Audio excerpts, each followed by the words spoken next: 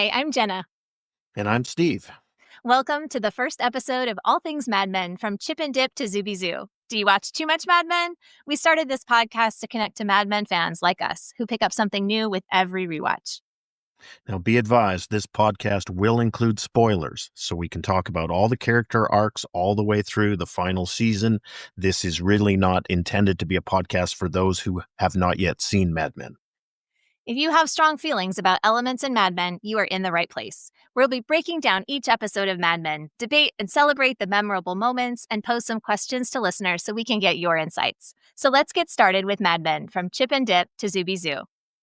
Episode 1, the pilot, is called Smoke Gets in Your Eyes, written by Matthew Weiner, directed by Alan Taylor. The script was written 5 years before the pilot was filmed back in 2006. The instrumental theme song is A Beautiful Mind by RJD2. Weiner heard this song on NPR and reworked it for the show. Let's talk about the opening sequence. Yeah, so the theme song is so iconic. And I really, every time I look at the opening credit sequence again, I think about that black and white man falling past the happy, colorful families on the buildings and the contrast between this vivid world that they're trying to create in advertising versus his black and white harsh reality. For me, what strikes me is there seems to be a lot of glamour and sex appeal to the images, but the man's falling out of control, which suggests to me that he's not on top of everything. He's not master of his domain, that in some ways he's buffeted by the chaos around him. Yeah, for sure. The free fall. Okay, so we should probably take a minute to talk about our big six characters in the show and some of their more recognizable projects. And it makes sense to start with John Hamm or Don Draper. You'll Uh, recognize. Really, this is the role that makes him famous. So I'm not sure that it all matters that much, sort of what he's done subsequently, because this is the role that gets him everything else. Yes, but it's super fun to recognize him in the Mercedes commercials, Baby Driver, the TV series Fargo, recently Landman, of course, in Top Gun Maverick, and all kinds of other things. Oh, also, notably, 2-episode appearance on Gilmore Girls way back as Peyton Sanders, for those of you who are fans. I know, Steve, you are not, but just for fun. We have Elizabeth Moss as Peggy. She's well known now from A Handmaid's Tale. She was on The West Wing, Picket Fences, The Veil. She was also the girl from Girl Interrupted who liked the Petula Clark song Downtown. That's my favorite trivia fact. John Slattery as Roger, well known for the Marvel Universe films, of course, as Howard Stark, also in Spotlight, and he's done just a ton of TV, everything from Girls Five Eva, Arrested Development, Law and Order, Veep, lots of stuff. Christina Hendricks as Joan Holloway. She's from Good Girls, Tin Star, The Mom and Buccaneers, Solar Opposites, and ER. I think everybody has been on ER. It's in Law and Order, same thing. We've got also Vincent Kartheiser as Pete Campbell. He voiced Ezekiel in the animated movie Rango, and he was also Scarecrow in the Titans TV series. January Jones as Betty Draper. She had a small role in Love Actually, one of the girls that Colin meets in Wisconsin. Emma Frost in the X-Men First Class, Dirty Dancing Havana Nights, The Last Man on Earth, and Spinning Out. So let's talk about the first scene. The pilot opens with Don inside a bar in Manhattan, smoking and doodling on a napkin. Clearly, he's trying to come up with an ad jingle or angle for cigarettes. As the waiter comes by, Don asks why he smokes Old Golds, the brand of cigarette. How does he even know the band that the waiter is smoking? Can he see the band, I guess? I guess. Good question. I just noticed that he is selling more to this busboy. And I know the pilot is kind of unusual, but just being really familiar with the series, he's selling more to this busboy to get his opinion than he usually tends to in his life.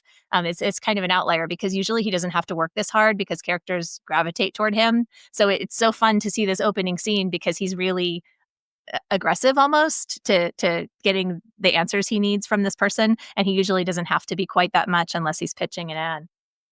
Yeah, I didn't perceive it so much as selling as he was trying to pull information out of the waiter. So he's sort of challenging the waiter's sort of single word replies and trying to draw out of him, why are you smoking this brand of cigarette?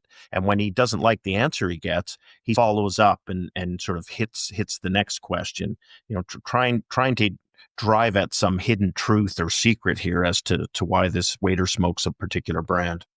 I don't disagree that that's his purpose, of course, in the scene, but I do just notice that as the character, he's much more, I guess he's got more hustle right here than he does later. Later he kind of holds his cards closer to his chest, and here he's really hungry for it, I guess, in a way that he isn't I later. wonder if it's a sign of his desperation. They're meeting with Lucky Strike the following day. He doesn't have the answer yet. So he's sort of striking out in any possible direction, hoping to find that source of inspiration or that light, that spark. Ooh, you're not just a pretty face. Clever, very clever. So as we move into the next couple of scenes, we see Dawn knocking on the door of Midge at her apartment. Midge, played by Rosemarie DeWitt. You'll recognize her from Rachel Getting Married, La La Land.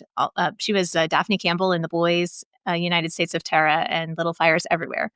So what do you think about this as he goes in and meets Midge? What do you notice? I think it's very clear that Midge is not his wife or official girlfriend, that she's a mistress. We haven't been introduced to any sort of family relationships. We don't really know anything about him. He's coming late at night. Once he gets in the room, she assumes it's a booty call. And then he flips it back the other way that he's struggling with this work problem he has, which it seems strikes her as, somewhat surprising. That's not what she's expecting when he shows up late at night. Yeah, I noticed that she challenges him on the first line. So it's not like she openly is, "Oh, I'm so thrilled that you're finally here." It's, "Hey, you weren't worried about waking me, were you?" So she's challenging this semi disrespect of him showing up uninvited. And then he does seem really obsessed with work. He's not paying attention to her. He's interested in his own problem and how she can help, just like he treated the waiter, right? Like everybody around him is a tool to get what he needs, which is to solve his work problem. Yeah, and we don't know that he has a wife yet, but if he does, clearly he's cheating on her. He's been out at this bar working on his problem. He's now gone to his mistress in the city.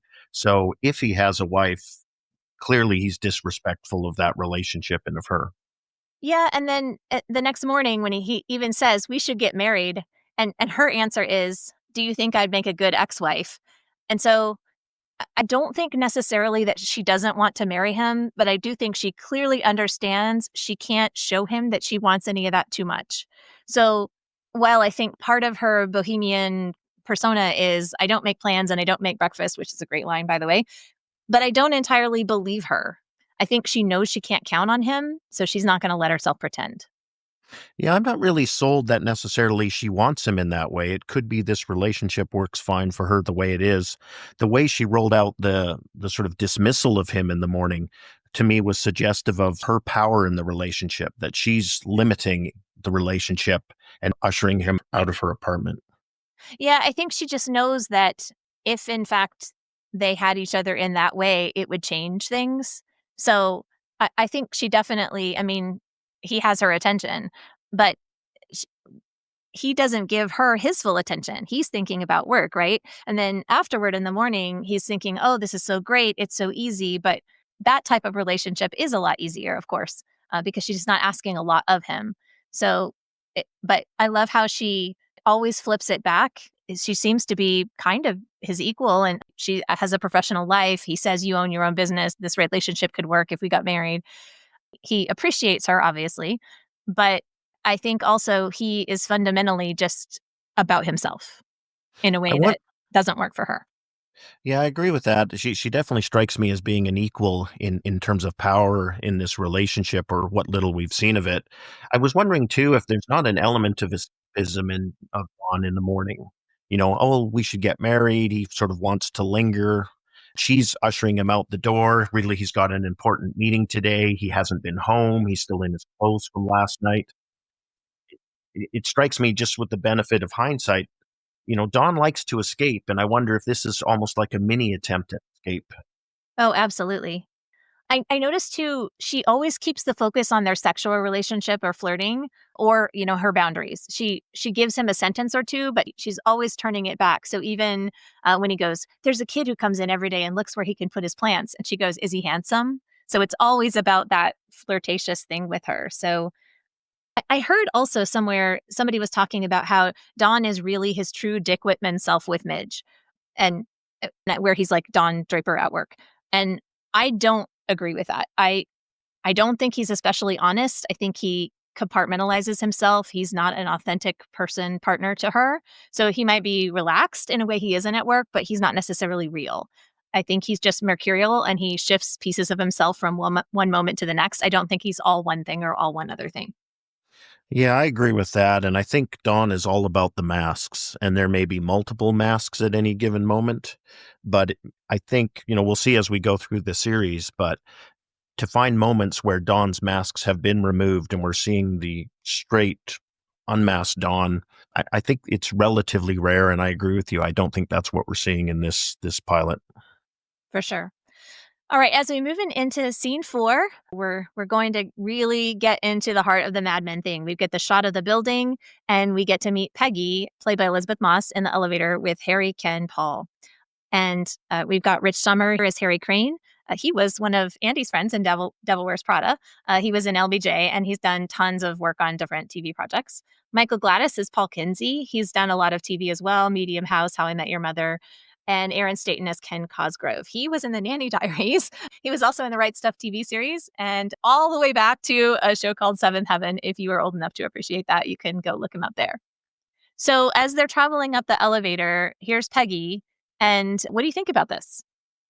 I think it's a shocking scene to modern eyes because it's so clearly sexual harassment. It's really delineating the different universes they live in where there's predatory and harassing a new secretary who's come to their company.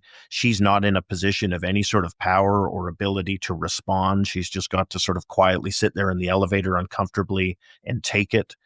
Looking at this, it's set in 1960. So looking at it with modern eyes, it strikes me as very shocking that people behave that way. And there's so much of it. So it's the sexism toward Peggy in the elevator in public, and also this discussion about Pete's upcoming bachelor party and dragging an anchor around his neck and all that kind of stuff. And with Ken, so as I look back on the series, I always have this sense of Ken being more likable than some of the other guys in the office. He's kind of decent, but he definitely has some bad moments in the series, and several of them are in this episode. So you really can't recognize him as a decent guy here in the pilot. So the whole like I'm enjoying the view, and you got to let them know what kind of guy you are, so they know what kind of girl to be. But at least Harry says back, "I don't think you're going to be going to his bachelor party anytime soon." So at least he acknowledges that attitude is even at that time not really going to fly. I might just be reading this into it because I learn and get to know the characters in future episodes. But I wonder how much of this is about that sort of youth and inexperience, insecurity, and false bravado, where they're strength in numbers and they're reinforcing each other's bad behavior. But I just feel this nagging doubt at the back of my mind. You're not really that confident. You don't really have that kind of power. You wish you did, and you like to fantasize about it. But I wonder if it's masking those insecurities. So they're very normal and common, but the bravado it's a little too much. It's a little too out there, and it's sort of okay. What is it we're compensating for here, boys? Oh, absolutely. And for sure, they are showing off for each other. I think it's reasonable to assume they are not actually as confident as they're trying to pretend they are. Yeah. And speaking of not as confident as we pretend we are, scene 5, we get to meet Pete Campbell. We got the back of his head, just like we were introduced to Don Draper. He's on the phone with Trudy, and then he gets to talk with the guys in the office. When Pete's talking to his wife on the phone, he's sort of spewing lies. They're planning this raunchy bachelor's night out. He talks about, he's giving up his life to be with her as some sort of proof of his devotion or reassurance to her concerns about the bachelor party. And we know he's doing it all in front of this audience, which is his sort of frat boy cohorts at the company. So it's a very rough introduction of Pete in terms of how he treats this woman he's going to marry, how he seeks to perform and get this approval of this group of cohorts. Yeah, I think my hatred of Pete starts off solidly in the pilot with this scene. Yeah, absolutely. "Of course I love you. I'm giving up my life to be with you, aren't I?" Great mentality, Pete. Just way to be a grown-up there. I mean, I think we could definitely, in a healthier relationship, reframe that, but the idea that he's such a catch and that she's going to hamper him in every way, yeah, that definitely doesn't sit well as you're introducing him. As he's talking with the guys here, Paul, Harry, and Ken, according to the DVD commentary, all of those guys did audition for the Pete part, and they were great. So Weiner kept them around, and then eventually all their roles became more defined. So watching them here on the pilot, just kind of navigating that territory with Pete is really interesting because, of course, we know they're going to grow together and become more distinguishable from each other. Yeah, and I think I'll throw in here a shameless plug for Matt Weiner's commentary that comes with the Mad Men DVDs. It's so helpful to hear from the writer what he's thinking, what he wants to portray, what he wanted to convey in a given scene, and I really find Weiner's comments just a treasure trove of insights and just interesting information about this piece of art that he's created. It's so funny, isn't it? Because you feel like you spend time with the actors or the characters in any show and you think, "Oh, I really wanna hear what they have to say." And then when you listen to them, you think, "Oh, you're not at all like the thing that I thought that you were." And then when you listen to the writer's commentary for any show, it's like, "That's it. That's that voice that I'm interested in that has me so intrigued." So, yes, power to the writers for sure. And the scene in Pete's office rolls then into Joan instructing Peggy about her first day in the office. She makes some allusions to how to behave, how to keep her boss happy, her boss being Don Draper. And then there's a few, modern jokes looking back at the technology. And I think one of Joan's comments is it's simple enough for a woman to use, and it's a telephone and an electric typewriter. Yeah, I wanna talk about that. I actually feel like it goes a little bit too far there in the pilot in a way that the show gets smoother at later. It's too much of a loud call out to, "Hey, this is 1960, not 2005." So, this try not to be overwhelmed by this technology thing. And then even if you're gonna slam Joan for it, they made it simple enough for a woman to use. And then Peggy says something like, "Oh, that's good." So to have both of them buy in, Joan is no dummy. I don't believe that line. That's not the best moment. As we just said, the writers have everything together. And there are a couple of others like that in the pilot that I feel are not as smooth as Mad Men normally is. Yeah, I agree with that observation, and I get the sense that somehow, as Weiner's writing the series, he fills out the Joan character, and it becomes something bigger as time goes on, and it evolves a lot, maybe more so than some of the other characters who feel more fully fleshed out and defined straight out of the gate. In his commentary for episode 1, he describes Joan as a courtesan, and I think that that's an interesting way to introduce her character in the pilot, because it does seem like a lot of what she's advising Peggy about is sort of how to keep the men happy, how not to upset the men, how to please the men, as opposed to sort of Peggy's role as being a professional with, you know, requirements and things that are not directly tied to the opinion of a male boss. Absolutely. And so Christina Hendricks, interestingly, auditioned for the role of Midge, and it's so hard now to think of her in any other role but Joan. And she's actually one of the more interesting characters to me, which surprises me. And I want to come back later to this thing. The first thing she says, in a couple of years with the right moves, you'll be in the city with the rest of us. But if you really make the right moves, you'll be in the country. So this idea that the best thing that could possibly happen to you is you meet some rich guy and get married, right? That's at the heart of her mindset. And it's so packed, the scene, with tons and tons of information about who she is and what her head is in terms of like what Dawn is interested in and what who Peggy should be and just how the office works. And clearly she's no dummy, right? Like she's got a lot of information, a lot of background, but her style and her delivery of it are so unique and interesting. And all the details and how she presents it with her efficiency and her confidence, it's really fascinating. Did you notice anything specific with all the advice she was giving Peggy that stood out to you? I would just say I think again it's a bit of Weiner sort of aligning our expectations and perceptions back to 1960, that sort of quite obvious weight on the ambitions of a woman in the office is likely to get her MRS and move out to the country. Joan doesn't seem to take any time to get to know who Peggy is. She's really just a replacement for the last girl who's come and gone. I believe they use the word girl instead of woman repeatedly. Again, it seems to emphasize this subordinate secondary world that these women live in. They're not part of the movers and shakers and managers of the firm. They're in a support role and need to please the men who are in those dominating roles. Yes, I had the same note. Very little of anything that Joan says and all the monologue that she's got has anything to do with Peggy. And I was so excited because I thought that the first thing that Peggy said was, I always try to be honest after the horrible paper bag advice that Joan gives her about like looking at her body and being honest about whatever it is that she needs to fix. And Peggy says, I always try to be honest. But the truth is, she does say a couple of goshes or like the number of trains she took or whatever. But the first thing she says of any substance at all is, I always try to be honest, which I think is really interesting in a show about image and advertising, which of course, is not necessarily always truthful. And I think also in a world that's so dominated by men and where we know Peggy is going to blaze a bit of a trail at least through this firm, if not through the industry, one of her secret weapons is her honesty, her candor, her sort of thoughtful intelligence. That's her superpower. That's going to, allow her to push through so many barriers to her success.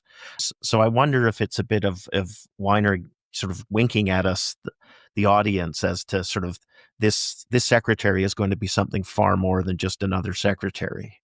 Yeah, that's a great read. And Joan's answer, good for you. And the way she delivers it, it's the first time she really seems to see Peggy, but at the same time, I don't know that she believes what Peggy is saying, and it doesn't even matter to her. If she's honest or not, it doesn't matter to Joan. It's clearly not important. Yeah, I took it as dismissive, sort of like, another new person with grand ambitions, great.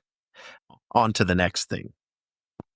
And that's a good cue for us to move into the Roger visiting Dawn's office. This is John Slattery's first appearance as Roger, and he's checking in with Dawn about the Lucky Strike meeting, but he's pretending like he's not checking in with Dawn about the Lucky Strike meeting that's coming. Yeah, this scene is interesting because Roger's subtle in it, but through the writing, Weiner really makes it clear to us that Dawn is not Roger's equal, that Roger's a founder owner, and Dawn might be the creative star of the firm, but that's a subordinate position to ownership. And there's just a couple little Roger comments here where he sort of alludes to that difference in their roles. And at the same time, like you mentioned, he's checking up on his creative talent to say, hey, what do we have for this major account with Lucky Strike? It means a lot to the firm to be able to, launch an ad campaign. And he also mentions their upcoming meeting with Menkens. And of course, he has a very stereotypical, limited view of, hey, is there anybody Jewish in our firm that we could get to sit in on this meeting to make the client feel like, oh, yeah, we understand your needs? And Dawn says, do you want me to run down to the deli and grab someone? So gross. But also, Dawn is making a joke here. It's a quippy type of joke. And again, later in the season or in any of the seasons, Dawn isn't that funny. This is more of a joke that Roger would normally make. So in the pilot, it's kind of interesting to see him throwing out a bit of a sense of humor there. Another thing I noticed in this scene is Dawn changing his shirt. He's got a drawer full of clean shirts, which suggests that he spends a lot of nights in the city. So sort of like what you were saying, this mistress habit and this infidelity and this system that he's got, it's very entrenched. It's not just a one-time kind of a thing. And we already knew that from the way that he and Midge talked together. Yeah, I absolutely think they're setting us up to understand this is sort of how Don lives his life. And just to fast forward to later in the episode, we can see that Betty's been well trained to say, look, I don't really know when my husband is going to come home or not. So it's a bit of a surprise at the end of the episode when he does. Often he doesn't. And clearly he doesn't spend his nights alone in the city. Yeah, Dawn, you dog. If you're waiting for Dawn to do the right thing, you wait a long time in Mad Men, that's for sure. They, Um, I just wanted to mention as well in Weiner's commentary, he mentions just sort of the casual anti-Semitism in the comments between Don and Roger, and I think what that establishes is again this timepiece element of it to sort of understand the mentalities in New York in 1960 in these ad firms, that they really were Anglo-Saxon bastions, and that it mattered what people's religions were, what their name was, where they came from, just as much as their gender, their race. And these are creating separate worlds, separate tracks that characters live in. And as they brush up against the boundaries, they start to encounter resistance and obstacles related to those elements of identity and how that identity is perceived. And Weiner isn't very easy on us as a modern audience. He doesn't shy away from showing us the ugliness of that, even in casual moments, even in people you otherwise want to like. He has them show that ugliness throughout their lives, and it's hard to take. Yeah. And when Don, pulls, I think it's the exerciser out of his drawer, his purple heart falls out, purple heart medal, and he replaces it in the case, and we can see it's been awarded to Don Draper. So right there, we understand that he's a veteran, which was quite common. There were a lot of veterans from World War II, and then later Korea. So again, we've got another little factoid about Don's background, that he's served time in the military. And I appreciate that we get this timing thing of, oh, he was a vet from the Korean War, as opposed to a lot of other shows that focus on different time periods. Another thing here, he's got a joke again. So Sal comes in and says, "Are you working on your bikini body or something?" And Don says back at him, "Summer's coming." And Don usually doesn't have a lot of time for humor. So again, in the pilot, it's interesting to see him just making these little quippy jokes. Um, Yeah, and again, I think your point's well taken in contrast to sort of how Dawn evolves later in the series. So I think it's another one of those examples where Weiner's got some very well defined ideas here, but he's going to be fleshing them out and adjusting them and fine tuning them as we move through the series, and the characters are going to change in those ways as Weiner dials them in to exactly what he wants them to be, over the course of many hours. And also with Sal Romano coming in, this is Brian Batt. You've seen him in High Tide, 12 Years a Slave, a lot of work on Broadway. He co-owns a shop in New Orleans called Hazelnut. It sells gifts and home decor and things like that. So Brian Batt as Sal comes in, and he seems more like a contemporary because they're talking about Lucky Strike, and Sal flips back at him. "You're the writer, so you wouldn't normally do that at your boss." But also, you can see Don has the corner office, and you can see with this awkward chatter that they have that Sal does want to please Don with his awkward thing about, "Hey, are you going to the bachelor party?" and so on. Yeah, it does strike me as a bit sycophantic, which suggests that Sal is a subordinate of Don, maybe more experienced and closer than the Pete entourage, but clearly he's not Don's peer or equal. And then I'll also say, sort of knowing where Sal's character arc is going, you really pay attention to sort of his comments, and he really seems to be sort of going through the motions and trying to talk the talk of that sort of frat house male attitude about women. But knowing what we know about Sal, we of course can see through his bravado. So the next scene is we have the research assistant entering in to discuss with Don and Sal about the research that's been done on Lucky Strike. Basically, Don doesn't like the research, which suggests that society has a bit of a death wish and embraces danger and risky products like cigarettes don't have any health benefits, and that they're in fact killing their consumers. They get into a sort of a heated debate about the psychology, Greta representing the sort of academic scholarly approach, and then Don sort of coming back at her with this sort of, I don't know, admin, gut intuition perspective. Yeah, absolutely, and I think it's very clear even at this level that he trusts his own gut more than he trusts anybody else's research. I do wanna touch back to this idea with Sal and his trajectory because this is such a loud call out to everything. But he says, "People living one way and secretly living another way, ridiculous." So for him, that's again, just like the technology piece earlier, it's a little less subtle than in Mad Men, the writing it would normally be, but you can forgive it in the pilot, certainly.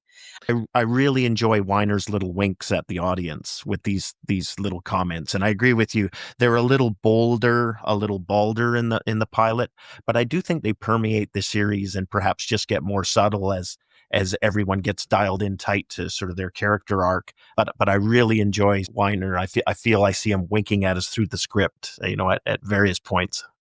And that subtlety, I think, is what really gives me it you can derive some pleasure out of watching this series because you're in on the joke. You know the characters so well that you understand when something is out of character or unique to them because you have this complete understanding of them, which is really satisfying, gratifying to be able to watch this show and perceive all that. I wanted to talk about Greta. He says Miss, and she insists he call her doctor.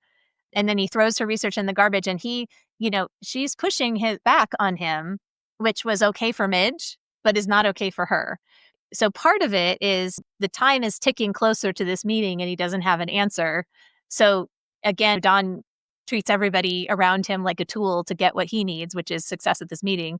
Well, she's not giving him success, so he's frustrated with her. But I love that she doesn't cave to him. And so she says, "Good luck at the meeting. I'm sure it'll be a quick one." So, she did her job, but he's got no time for it.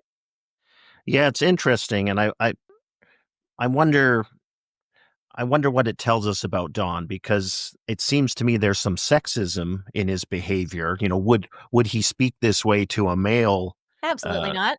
academic who's telling him the same message? Would he throw a male academic's study in the garbage can right in front of him? Absolutely Uh, not. yeah, I don't think he would.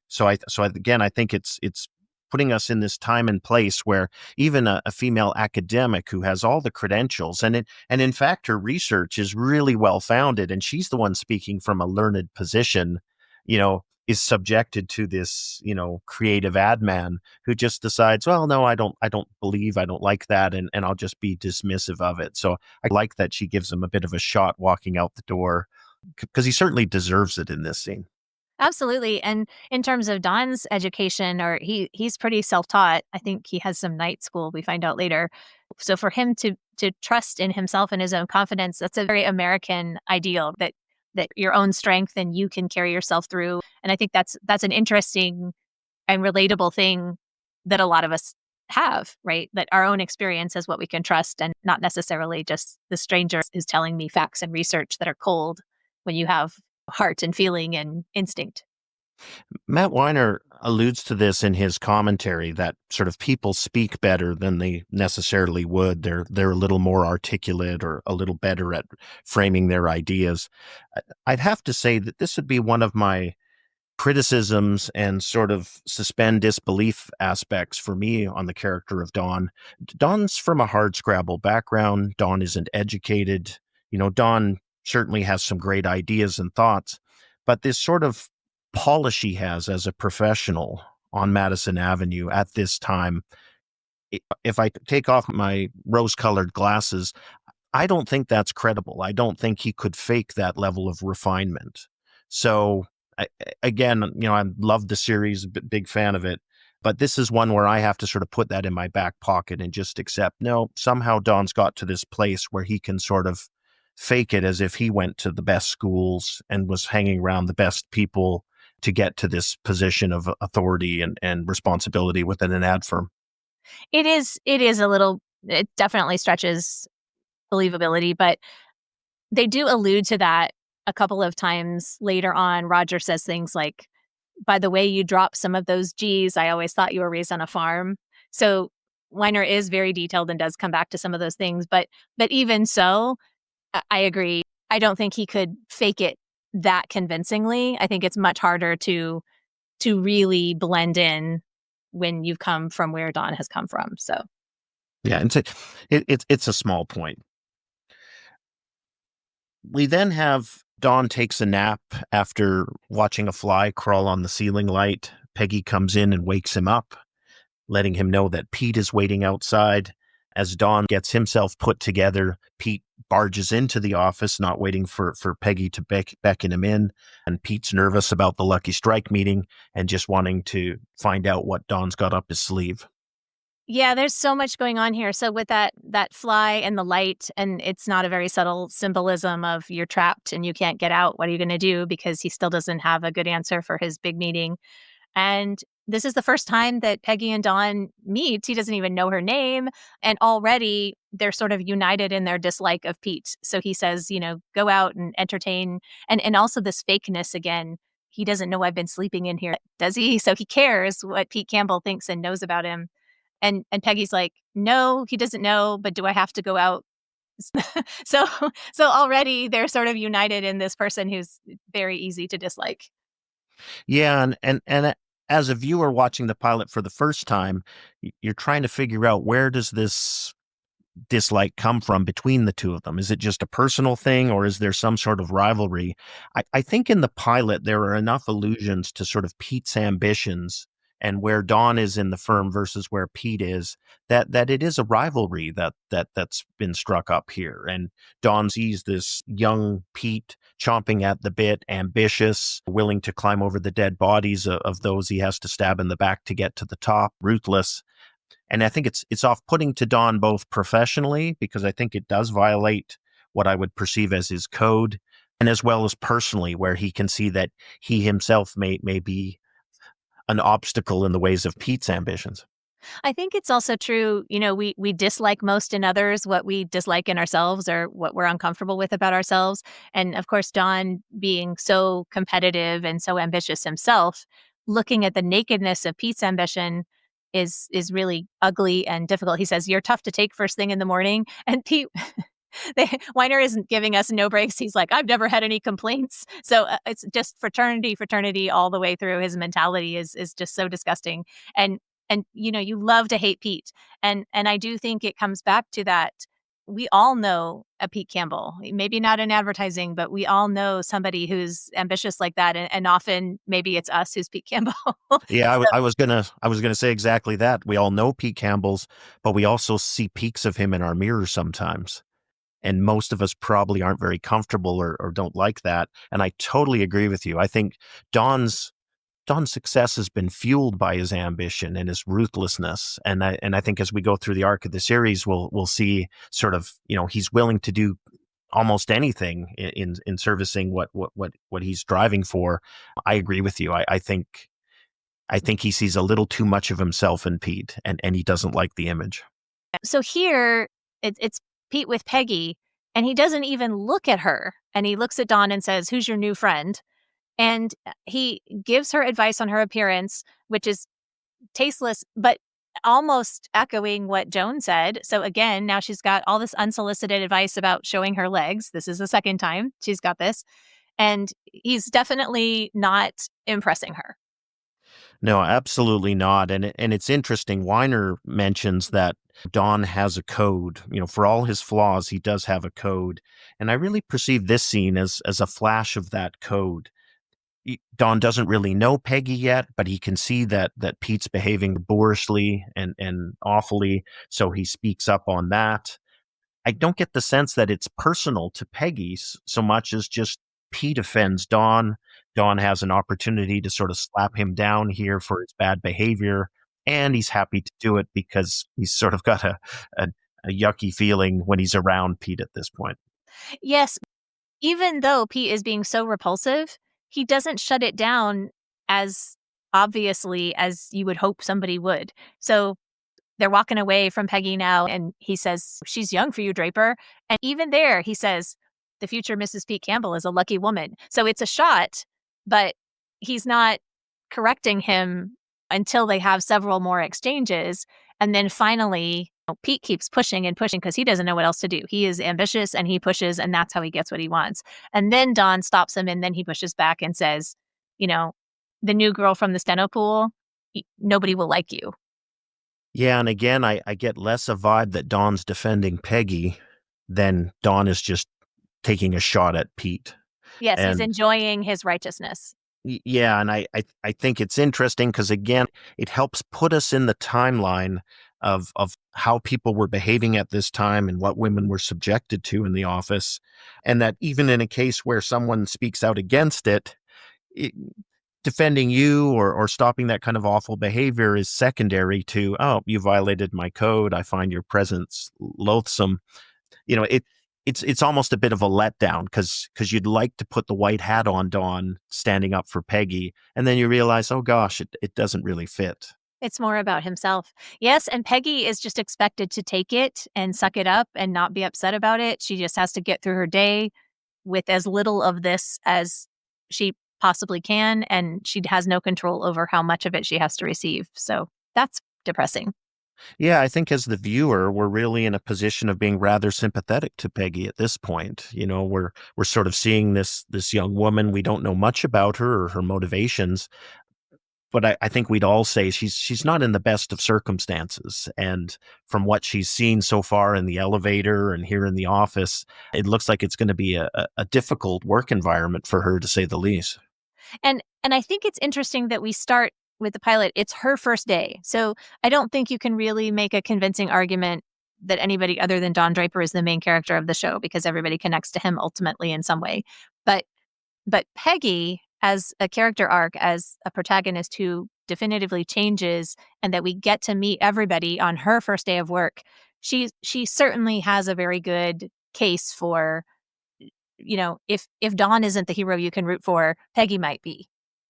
Yeah, I think that's a great point, and I would say maybe that's the point of Peggy's first day is we have our first day with Peggy. We look through Peggy's eyes. Now we see more than just what Peggy sees, but a lot of what we see through Peggy's eyes is very central to the essence of those characters and how she will interact with them at least in the near future, if not as they start to morph and change over the arc of the series. Yeah. So as we move toward this first business meeting, Dawn is meeting with Rachel Menken, who's played by Maggie Siff. You'll recognize her from Sons of Anarchy and Push and Fifth Wave and Billions, A Woman Apart. So she's got a lot of stuff that you might recognize her from. And Don walks in and he shakes his hand with a guy from the mailroom that that Roger brought upstairs because he's Jewish. And it's awkward because of course Don thought the man was the person in charge. So mistake number 1. And then Roger is trying to pretend like the guy from the mailroom is somebody that Don works with on a regular basis, which he isn't, and it's clear he doesn't know him. So he has just had 2 strikes immediately before they've even sat down. Yeah, it's just really cringe because you've got the token Jew who's sort of called out into the spotlight as exactly that, a token.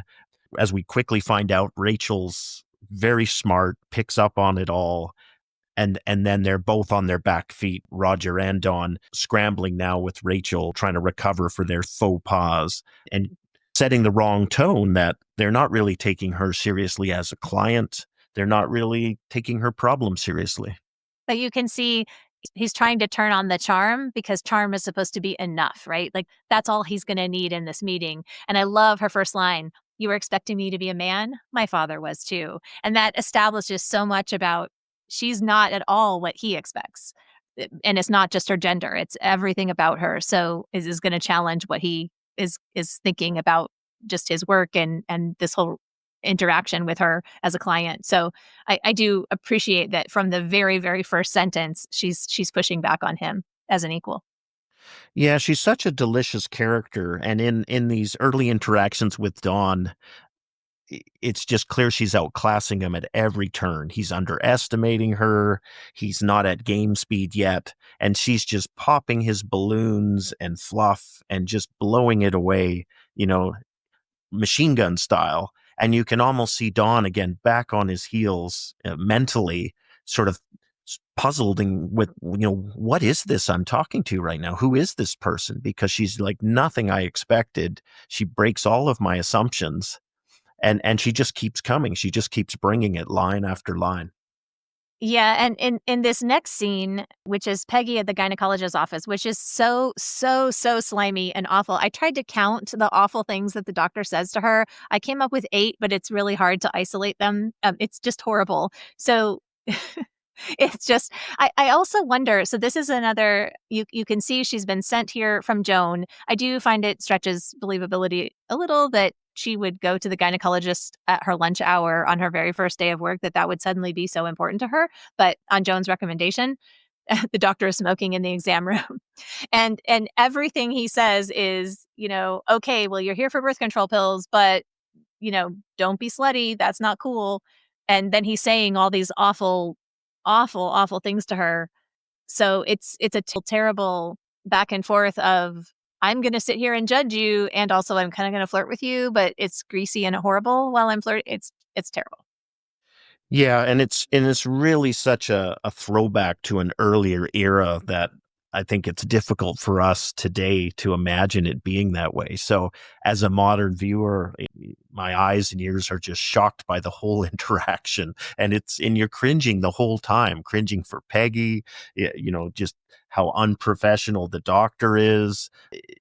When Peggy looks at the calendar image, and you can imagine she's just trying to sort of take her mind away from this awful situation and hope that it will pass quickly. Yeah, you really feel sympathy for Peggy. Again, it's just another dirty, nasty corner of a dirty, nasty world that she's entering in here on her first day. And it's just a series of indignities, and he's you know I guess business-like, sort of like, nothing wrong with being practical, and then he goes, "Spread your knees." And he's like, "But I don't want you to be some kind of strumpet." And then it's the juxtaposition of these ideas of, I will take you off this medicine for your own good." And then he's looking between her legs while he's lecturing her. It's just it's yes, it's very hard to take. And then from this awful scene, we flip to another scene, which is awful, I guess, in a different way. It's in the business context. Rachel's now in the boardroom. They're eating lunch, and Don is sort of giving his standard spiel about how to sell, for this department store chain. Their grand idea is coupons, which Rachel promptly rips to shreds. Rachel talks about wanting to go upscale with her clientele and alludes to Chanel as being an example. Dawn and Roger both seem very stuck in the past and obsessed with their original answer, which was, this is just another stodgy department store, and here's our stodgy department store spiel. As things go further and further sideways, Dawn's temper starts to flash as Rachel continues to slice and dice him and his simplistic and basically lazy assumptions. And let's also talk about the fact that their lunch is shrimp cocktail, which is not kosher. So again, clearly they were not really paying attention to the real actual needs of their client, even in terms of what is lunch, much less what her business needs, which is their whole job. So it's interesting too. She maintains her professionalism throughout the encounter, even when she's frustrated, and she says, even the customer's always right, this expectation that I'm asking you to do something and you're refusing to do it.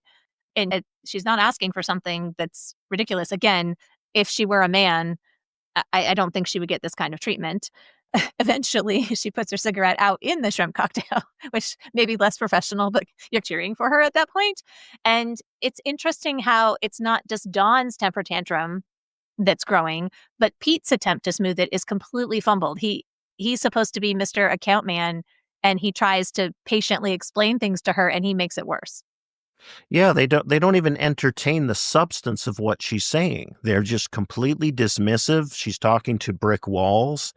When Pete jumps in to support on Dawn, he doesn't have any logic or reasons why, Menke's can't be like Chanel. He just states, well, they're different, and it's no value added, and just another example where sort of Pete shoots from the mouth and doesn't help the situation any. When Rachel throws the cigarette into the shrimp cocktail, I think it just says it all. And it again, it's just such a great moment where, their disrespect of her, their inability to hear her and treat her with respect is fully exposed. And I think they want to feel righteous that she's the unreasonable one, but I have to wonder if they're all not smart enough to know inside they're out of bounds here. Like there's something wrong with their response, and not that they're pleased with her or agree with her, but I just can't imagine that they're fully convinced themselves that they acted appropriately, or that she doesn't have a point in there somewhere, in their secret thoughts. Yeah, she's called them out because they have spent all their attention and energy on the Lucky Strike meeting and none of her. So they thought, "Oh, okay, we'll bring you coupons and that will bring Menkins into the future. It'll be great." And she says, "That's what my father wants for our business." And I really like this attention to detail. Every character who walks on stage in Mad Men has a backstory. She's grown up with her father's expectations, and you can tell she's pushing against his expectations for the business as well and trying to probably fight him on some of his traditional visions for where the company can go. And so now she's going to take this meeting and she has to have the same fight with the people who are supposed to be working for her.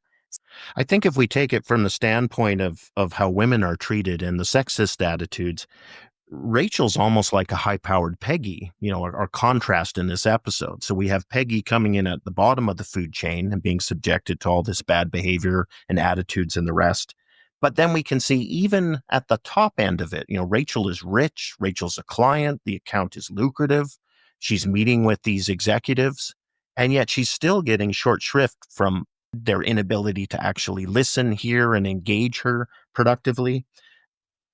The meeting breaks up and Don sort of storms out in a huff, which is either emotional and childish, but it sort of, I think, illustrates his frustration with what's just occurred. Pete comes outside and in his typical sort of sycophantic behavior confirms that Don is right and the client's wrong and this and that, and extends his hand that he wants to continue working and will follow Don. And Don doesn't take his hand. So it seems like, they're the frustration with Rachel has done nothing to bring them together or unify them in their sort of dislike of each other. And as Don refuses his hand and walks away, Pete mutters "F you" under his breath. And and it's interesting because that scene with Pete and Dawn after the Menkins meeting opens where Dawn acknowledges, "You must be happy because the meeting didn't go well." And he assumes that when it doesn't go well for Dawn, that means it's good for Pete. And Pete takes this opportunity like, "No, no, we can be buddies, right? Like this can happen." And Dawn will not have it. And that for Pete is really frustrating, of course, because he would like to make sure that Dawn is on his side. And he goes too hard. It's too much. It's too over the top. "I'd follow you into battle," which maybe knowing what we know about Dawn later is maybe not the best thing he could have said. And Dawn really is just like, it's too much. You're pushing too hard. And that is Pete's nature. He does not know how not to do too much or go over the top. That is just how he is. This feud, which is so interesting because you can be so disgusted at Dawn and his treatment of Rachel. And yet afterward, you're with Dawn. You're like, "Yeah, Pete, I don't want to be on your side either." So even though Dawn isn't some hero, you still are happy to sort of reject Pete's advances as a viewer.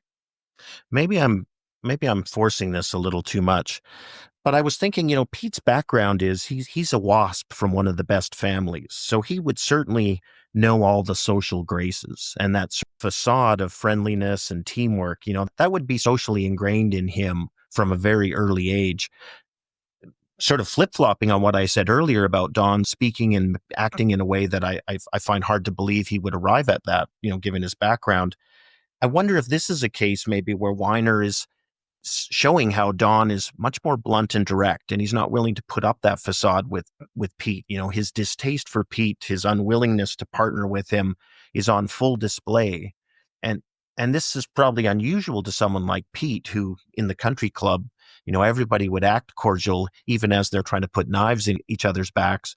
Whereas in Don's world, his distaste is how he feels, and his code is that he's going to convey how he feels rather bluntly.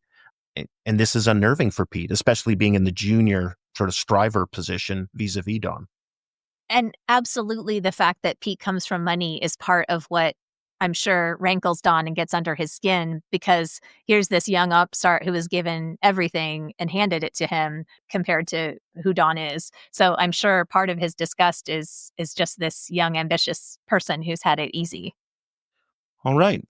From here, we go back to Joan introducing Peggy to the operators in the office. She's had Peggy bring some gifts and helped her choose the correct gifts for each operator. From their interaction, we learn that Peggy's predecessor failed to grease the skids with the operator and suffered some administrative support issues that likely come from that failure to bend the knee to the operators as sort of the technical hub of the operation. Poor little thing couldn't get a call through, could she? Rude Yeah. little thing, rude little thing. So we know that she wasn't polite to the operators. Be nice to the telephone operators. Stephanie Courtney plays Marge. You'll know her as Flo from the Progressive Insurance commercials, also Blades of Glory. She's a member of the Groundlings Theater Company in LA. Zandy Hartvig plays Ivy. You might recognize her from Beef or from Wanderlust. And Kristen Shaw, of course, Nanette. She's done a lot of improv work. What We Do in the Shadows. She was number 2 in Mysterious Benedict Society, The Last Man on Earth, Bob's Burgers, Gravity Falls. Lots of voice work. I also wanted to talk a little bit about, in addition to the scene with the telephone operators, I'm curious again with Joan leading Peggy and showing her around. From Joan's perspective, she is being very generous and very helpful. So you wonder, why didn't she help Eleanor with these tips? Peggy seems very receptive to following all the rules that Joan gives her, and that clearly pleases Joan that she's amenable to that. But you sort of wonder, why would she go out of her way to help Peggy by helping her know exactly what gifts to purchase in the first place? Yeah, I don't know. Maybe she did try and help Eleanor and Eleanor wouldn't listen. Maybe Joan has some responsibility for the new hires. And if a new hire fails, it shows poorly on Joan to say, well, why did you bring this person in? Because clearly Don hasn't interviewed his future secretary. So I was wondering if that maybe is a selfish motivation for Joan, to bring in the kind of girls that these men want as secretaries. And speaking of the kind of girls, Joan's take on Eleanor isn't where the telephone operators think, oh, it's because she couldn't get a call through. Joan's take is Mr. Draper wasn't interested in Eleanor. So that gives Peggy another piece of information about this is who you're supposed to be. And again, a third time in this episode, somebody is giving Peggy unwanted advice about, hey, Mr. Draper probably would like to see your legs. So again, like, how are you dressing and everything? So it's not just the men, it's the women around her too who are being horrible. Well, yeah, and I think it's back to this courtesan vibe of what are we talking about? Women working as secretary or girls being brought in, to service the executives, and it really feels that this line is blurred throughout the episode based on all the comments and behavior of the characters. And as the scene opens, Joan reveals that she has seen the Doctor's summer place. She pretends like, not that I've seen it, but it's beautiful. She clearly is not shy about sharing her numerous relationships or the perks as she sees it that come with those types of relationships. The next scene has us back with Lucky Strike. This is the big meeting at 4 o'clock for which Dawn has no ideas. As they get through the introductions and preliminaries, it goes to Don, and he sort of stumbles and pauses and slowly opens his binder. And it's pretty clear he's got nothing really to say at this point, which is a pretty big oops moment. Who jumps into the fire at that moment to try and save it? Pete. He starts promoting Gretchen's research, which quickly gets shot down by the client. Don's not pleased to see Pete jumping in, but at the same time, Don doesn't have his idea. Roger's, trying to sort of edge towards the exit and see what he can salvage from this meeting. And at this point, it looks like the whole meeting's gone quite far off the rails. They don't have anything, and the client's going to leave. Could I say something? I don't know, Don. Can you? That's so classic Roger. So it's a dig, but it kind of flies so that it's not exactly at the client. Yeah, Lee Garner Sr., played by John Callan. You recognize him, Mark Green's father on ER. Everybody's on ER. He was also on Northern Exposure in 1776, the historian. Tons and tons of work, this guy. And then Darren Petty, Lee Garner Jr. from the International Ghost Town SEAL Team and The Mist and some other things. So they're the clients. It's a family business. And I love this moment when Dawn asks, well, how is your product made? And the younger one says, I don't know. And the dad says, shame on you. And he goes through the process. And that's where Don pulls out his spark of genius, his instinct, the thing he knew that would beat Greta's research. It's toasted. It's toasted. Yeah, he sort of affirms his popular psychology of They're all undifferentiated products. Nobody can claim their product is healthy. So you can say whatever you want about your product as long as you don't say it's healthy. And and this seems to go well with Lee Sr., that he likes this idea of they're shifting the conversation from the inability of cigarettes to claim health benefits to just changing the subject, dodging the matter altogether, and putting the focus on qualities of the product. Misdirection.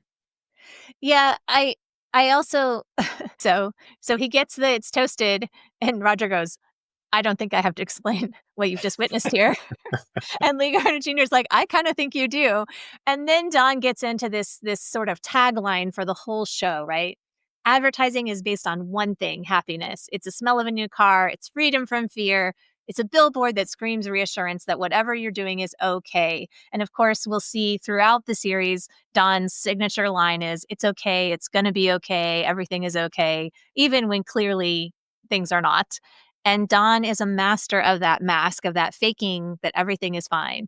And so for him to talk about advertising being the freedom from the fear that you aren't okay is really excellent to see in the pilot because it's so important throughout the run of the show.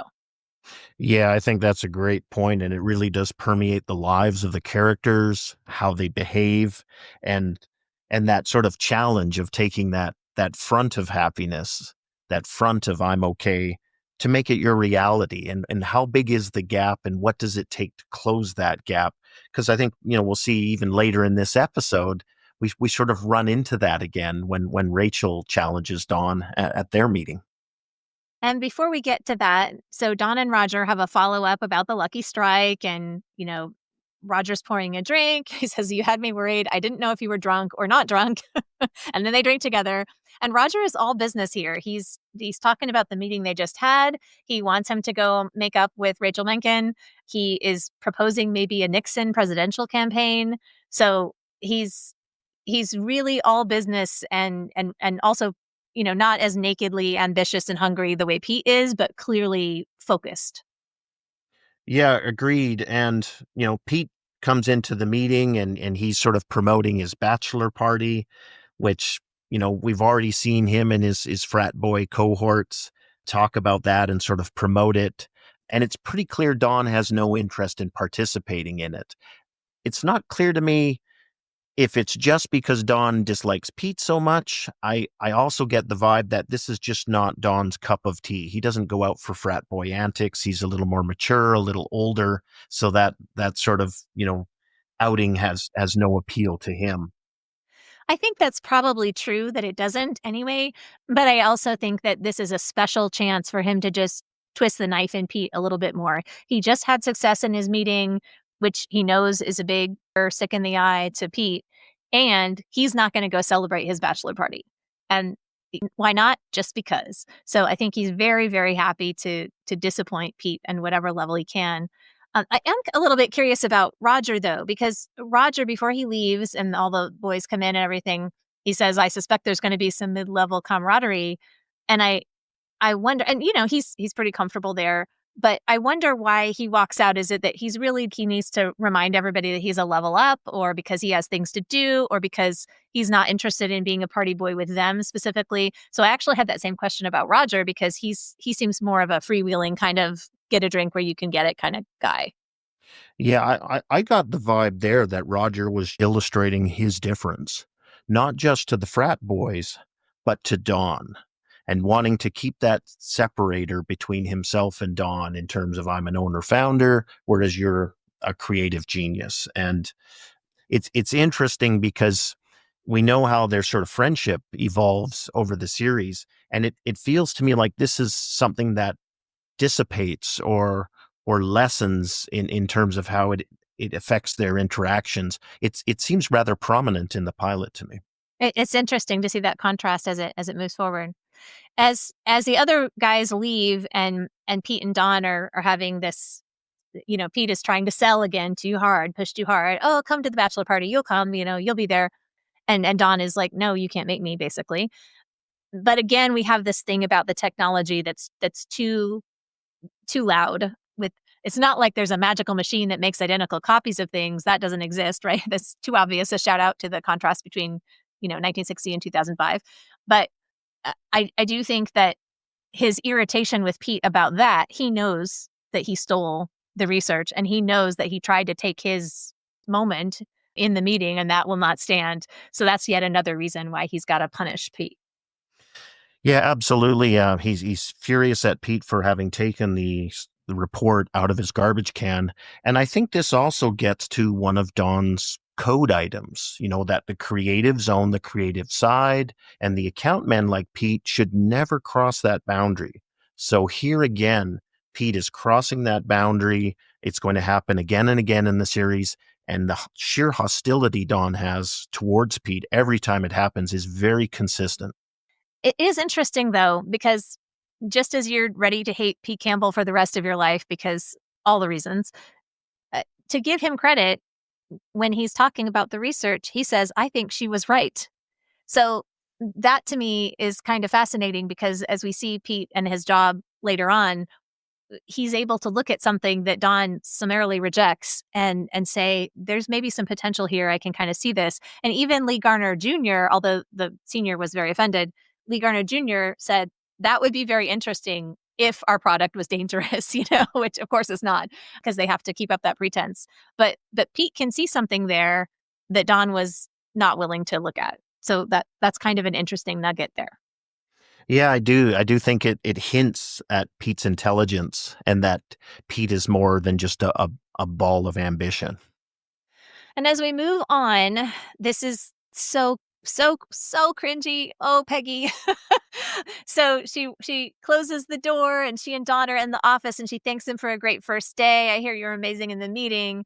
And then she puts her hand on top of his. So all day, she bought the aspirin and the band-aids because Joan told her to. And she bought the bath salts and the chocolates because Joan told her to. And she went to the gynecologist because Joan told her to. So this is what, and everybody's been telling about her legs and, what Mr. Draper wants and this and that. So this is her moment where she's going to try and be that person. But I'm so curious because everything about her is she isn't that kind of girl. So why is she trying on this personality?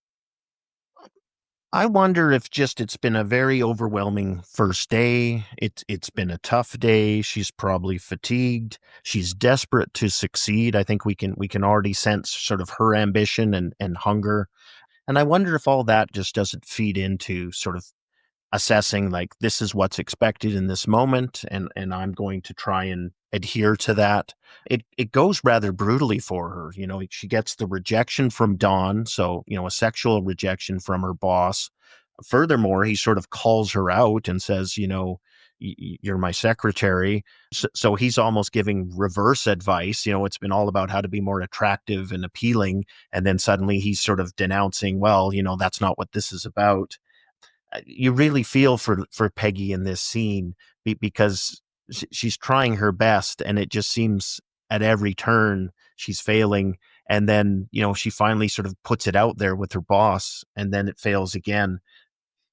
I did like when she mentioned that she appreciated Don standing up for her against Pete. So there seems to be almost an informal alliance, for further strengthened there in the sort of anti-Pete view.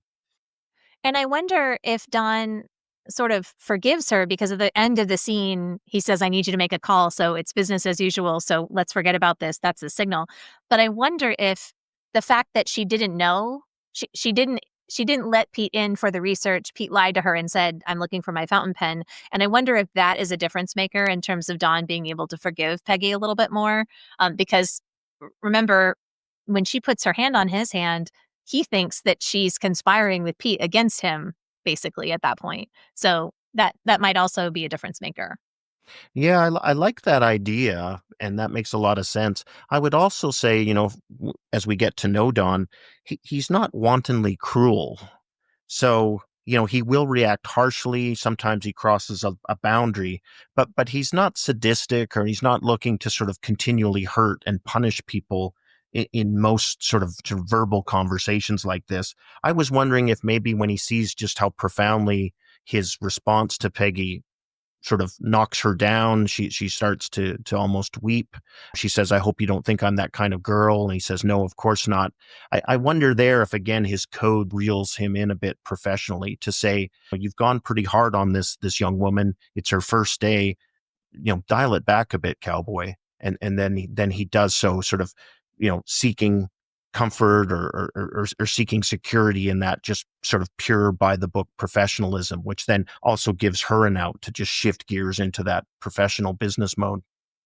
Yes, I think his cruelty typically lies in his inattention to people or his self-absorption rather than, I mean, with Pete, it's a little bit different because he certainly can be agitated into, wanting revenge, but I don't think that's his default setting.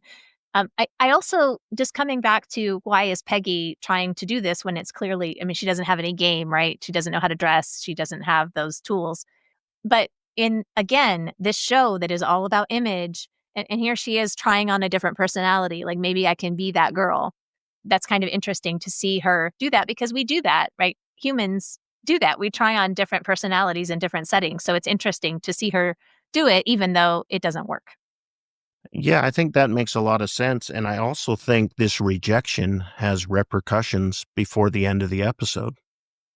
Yeah, so let's talk about our strip club scene where we see Paul and Ken and Harry and Sal and Pete. And again, Sal avoiding because, do you have a girlfriend, Salvatore? And his answer is, come on, I'm Italian. So he's, and it's signaling pretty clearly here about what's going on from Sal's point of view. But they've got girls who came over to join them and they're sitting with them. And here's Pete again. He's too handsy. She says no. He keeps pushing. She's trying to smile. Like, again, all the women understand we can't make a scene. We can't make anybody uncomfortable. We have to grin and bear it. But it's so bad that she has to suggest leaving to the other girls before Pete will stop. Yeah, and she changes seats to move away from him, and then Pete becomes all pouty. The young man wants what he wants. He's way too aggressive. He basically, spoils the opportunity for him if there ever was any. And now he's sullen and pouting in the middle of his own bachelor party. Uh, And you don't even feel sorry for him because he's so awful. No, you don't, and and it's just sort of perfect. If we're saying in the first episode, trying to predict traditional villains and heroes, clearly Pete is landing on the villain side of the ledger based on what we know of him so far. And we should feel pity. I mean, everywhere he goes, Pete is trying to take charge, and nobody will accept that from him. That's not a role that he just can't seem to find it anywhere. So he's definitely not having any fun. And yet he has no concern for anybody else. So it's very difficult to feel sympathy for him. Yeah, he's just all selfishness and ambition at this point. From what we've seen of him. So the next scene is excellent. It's just outstanding. And I think it's because Rachel Menken is such a great character. And I really think that if Don were at a different place in his life, I feel like she would be a really great match for him. She would be a really good partner. She's smart. She's interesting. She calls him on his business that he definitely needs to be called on in a way that not all the women in his life do. And yet I don't think that he would be a very good partner for her because of all of his issues. I do want to call out a truth alert. So, something that I've noticed in this series is in almost every episode, there are a couple that I can't find it.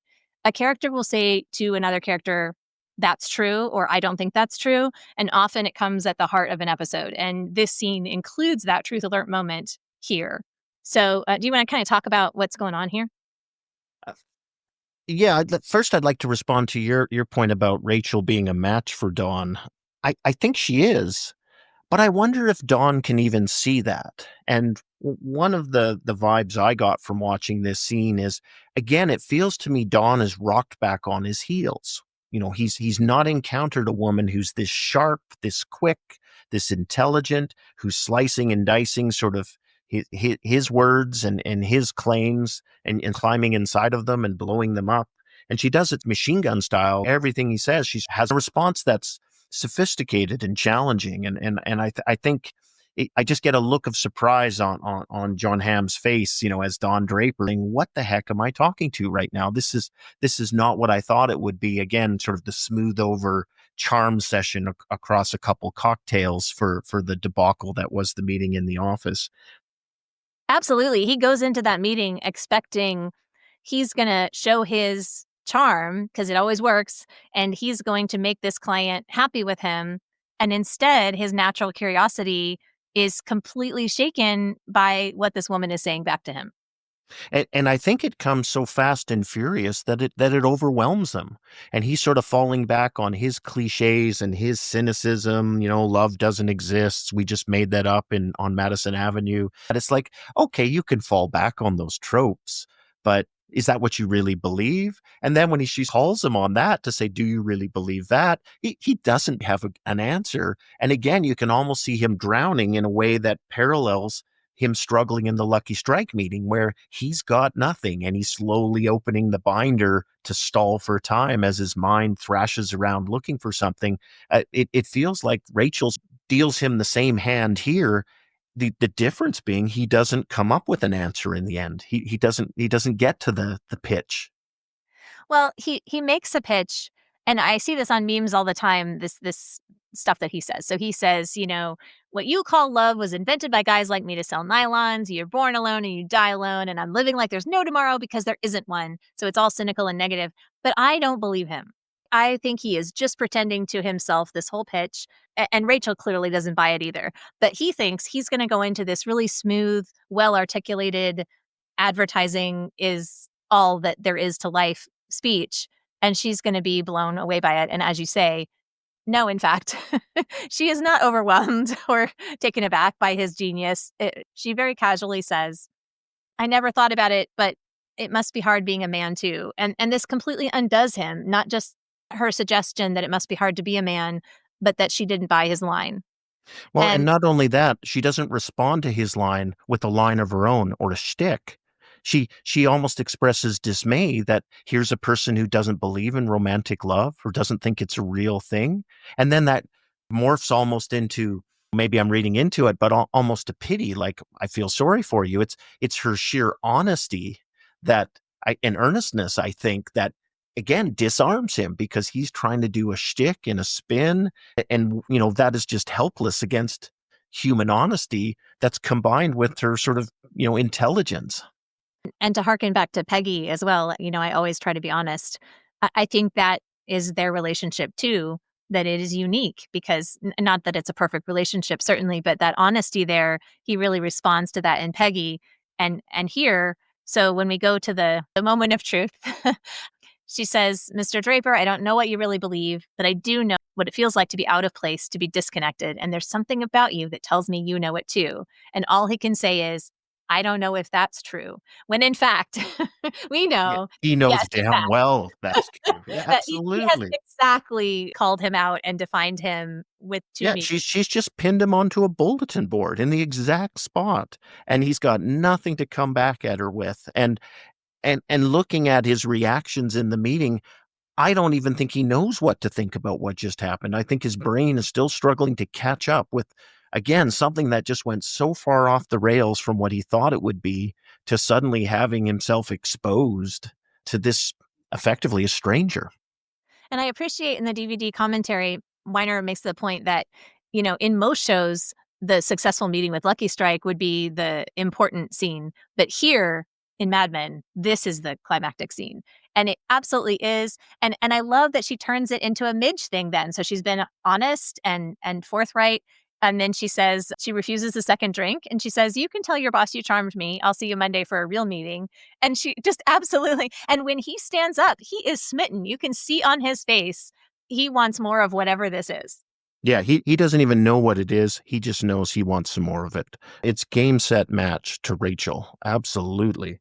And I really appreciated Weiner's comment in the commentary where he just talks about this recurring theme of alienation and being out of place, because I think it permeates so many of the characters in this series, and they may come and go from that place of alienation, but it always is lurking. So even when they're feeling in a place of comfort, alienation lurks, on the edges, and it can come back into frame or move out of it. And speaking of lurking, that brings us to the next scene as Pete shows up outside Peggy's door, and we don't know where he is because Peggy's roommate answers. And this is a question that I keep with me about Mad Men generally. On my top 5 questions, I would say this is one that I have, which is why in the world does Peggy let Pete in? And I have a lot of thoughts about this, but let me throw it to you. What do you think? Why does Peggy agree that Pete can come inside? I struggle with this question as well. And in so many ways, we think Peggy has so many reasons to loathe Pete. He represents everything bad about this new office environment she's in.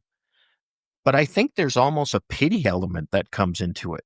This this person who's been dealing the cards all day is suddenly at her doorstep, sad, lonely, dejected, desperate. He's gone all the way across town to find wherever the heck she is, which went to a certain amount of effort. And I think you can really see in Peggy's face that there is some attraction or appeal to that. Wow, he went to all this trouble to see me. When she asks him why he came over, his answer is, "I had to see you," which is very simple, but also compelling in a romantic way. So again, I can't pretend that I'm completely sold on it, but I'm probably halfway there to say after this rough day in this strange new world, getting rejected by your own boss, struggling to reconcile. I always try to be truthful with walking the line and behaving the way I'm supposed to in this new environment. Suddenly, somebody in a position of power shows up at your door saying, "I just had to see you." And they're desperate and they're vulnerable in a way that you haven't seen them all day. I do think there's definitely an element of, again, she's trying on this persona of being this new girl in this new job, and she thinks that this is part of the persona. So she's definitely been led to believe that all day by the environment. So I think that does form something. And he definitely is not as confident and cocky as he was earlier.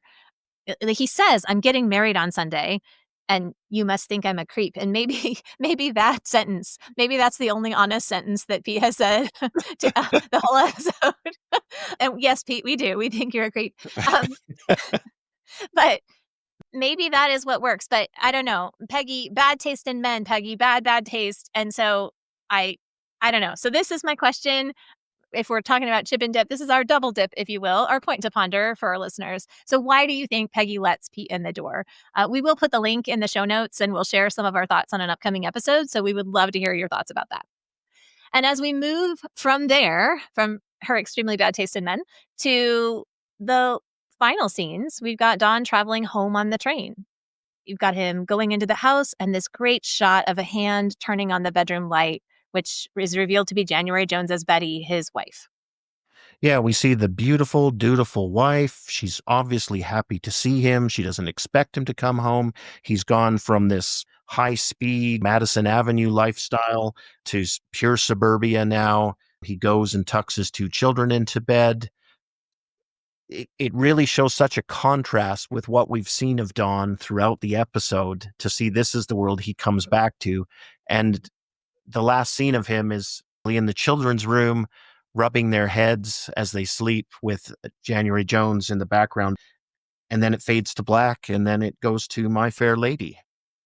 Pete mentions this on the phone with Trudy. He says something like, "Oh, yeah, the way these boys plan, we'll probably go watch My Fair Lady or something," which had been a musical on Broadway starting, I think, in 1956. So at this point, this would have been 4 years old. So it's interesting to have this song as the closing song where it's like his life in the city is more modern and fast paced, and his life at home is a little more old fashioned, a little bit more comfortable back in the 50s on the street where you live, which of course, we're establishing the Draper residence and this whole second world or third or depending Don Draper has a lot of worlds, but establishing this whole other environment where he looks like a completely different person from the person we've gotten to know throughout the pilot. And when I listen to the lyrics of the song, it really strikes me it's talking about this sort of idealistic, just on the street where you live, there's all this happiness and love and joy. And when I look at Don Draper's face as he's sitting there in the dark, tucking his children in, I don't get a look of bliss and ecstasy that he's back home. There's a look of questioning, I think, a look of unease that I read there, a look of pondering, which again I think maybe alludes to sort of the quandary of that character. He's not at peace or at home. in his suburban home, in his office, in any part of his life. And he can come close and have moments in each of these places. But ultimately, he's left with that alienation at its core and that sense of outsider.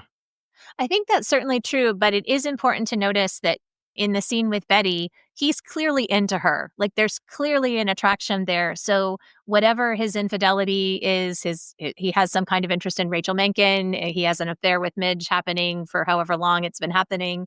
But you can see he's very attracted to his wife, and that's a genuine thing. So that adds a whole nother layer of complexity to his different roles.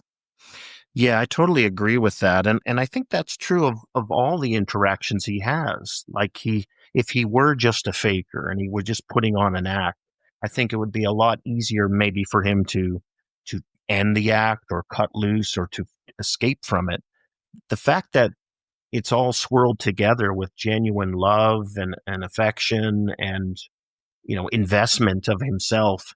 I think that's what creates the quandary for him as a character, and is one of the things that holds him and prevents him from moving in one direction or another that might resolve some of these conflicts and competing desires. That they're all part and parcel of him, and he can't shed them even if he wants to. Yeah, I think this show makes you uncomfortable to see so many potentially decent people lying and cheating and flawed. I mean, because they could be your friends and your colleagues and your spouses, and nobody wants to live in that world, but we all do. And I think there's something about capturing the truth and the dishonesty, this real element of how fake people are, that's distinctive and unique for television in a medium that's all about image. So, I mean, just for a pilot and a show, yeah, chef's kiss. Amazing. Yeah, I think it's excellent, and I think we just know so much about Don after one episode, and we want to know more, and we want to get to know more of these characters that are around him. So I think it's really brilliant. The next episode of Mad Men Ladies Room introduces us to a few new cast members and gets a little bit closer to finding the show's rhythm. We'll break it down next time on all things Mad Men from Chip and Dip to Zuby Zoo. Subscribe so you don't miss an episode and leave your thoughts on each episode's point to ponder by visiting madmenctoz.com. That's madmen, letter C, T-O, letter Z.com. Thank you. Thank you.